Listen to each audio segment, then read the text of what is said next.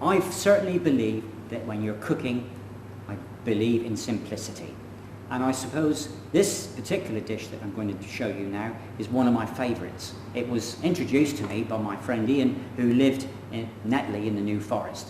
And he would go out collecting wild mushrooms and he would preserve them. And every time I went around there for a meal, we had this beautiful tart, New Forest tart he called it. And for that you would need a nice good shortbread tartlet and a nice selection of mushrooms. Now, a little bit about washing mushrooms. In the main, certainly these mushrooms, the field mushrooms, you don't really need to wash them. Okay? The best way of cleaning them is to use a brush, give them a good brush, or a damp cloth. Yeah? Okay? That is the best way of cleaning mushrooms. So, we're going to take a few of these mushrooms, and a nice variety here, some oyster mushrooms, some shiitake mushroom, a field mushroom. There we are.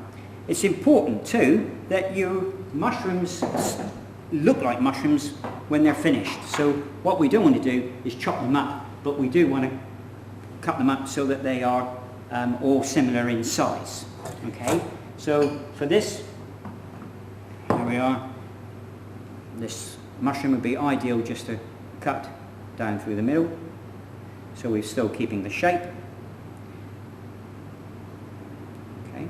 On the larger field ones, we can cut this in half and then cut them into a nice section. Keep them nice and chunky.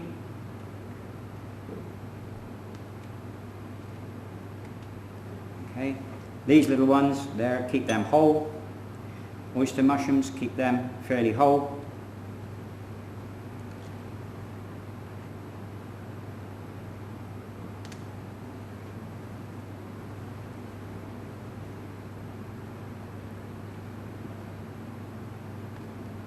Okay, there's our mushrooms, all prepared, ready for cooking.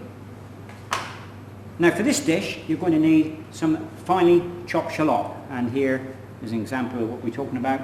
Really, really nice, delicate onion, beautiful in flavour.